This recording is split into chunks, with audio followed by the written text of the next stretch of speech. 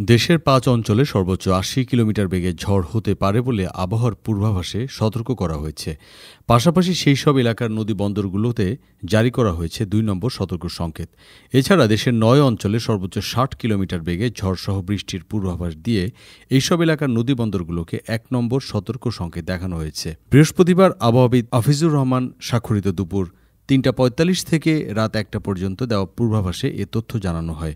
পূর্বাভাসে বলা হয়েছে, রাজশাহী, যশোর, কুষ্টিয়া, ফরিদপুর ও খুলনা অঞ্চল সমূহের উপর দিয়ে পশ্চিম ও উত্তর পশ্চিম দিক থেকে ঘণ্টায় ৬০ থেকে ৮০ কিলোমিটার বেগে বৃষ্টি বা বজ্রসহ বৃষ্টি, অস্থায়ীভাবে দমকা বা ঝোড়ো হাওয়া বয়ে যেতে পারে। এসব এলাকার নদীবন্দরগুলোকে ২ নম্বর সতর্ক সংকেত দেখাতে বলা হয়েছে। এতে আরও বলা হয়, রংপুর, ঢাকা, দিনাজপুর, পাবনা, বগুড়া, টাঙ্গাইল, ময়মনসিংহ, বরিশাল এবং পটুয়াখালী অঞ্চলসমূহের উপর দিয়ে পশ্চিম ও উত্তর পশ্চিম দিক থেকে ঘণ্টায় ৪৫ থেকে ৬০ কিলোমিটার বেগে বৃষ্টি বা বজ্রসহ বৃষ্টি, অস্থায়ীভাবে দমকা বা ঝোড়ো হাওয়া বয়ে যেতে পারে। এসব এলাকার নদীবন্দরগুলোকে ১ নম্বর সতর্ক সংকেত দেখাতে বলা হয়েছে।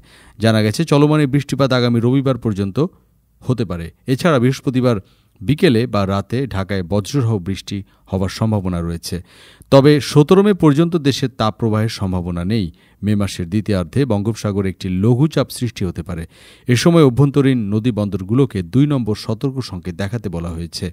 গত ২৪ ঘণ্টায় ঢাকায় সর্বোচ্চ তাপমাত্রা রেকর্ড করা হয়েছে ৩০.৪ ডিগ্রি সেলসিয়াস। দেশের সর্বোচ্চ তাপমাত্রা কুষ্টিয়ার কুমারখালীতে ৩৩.৪ ডিগ্রি সেলসিয়াস এবং দেশের সর্বনিম্ন তাপমাত্রা ২০ ডিগ্রি সেলসিয়াস চট্টগ্রামের সীতাকুণ্ডে রেকর্ড করা হয়েছে।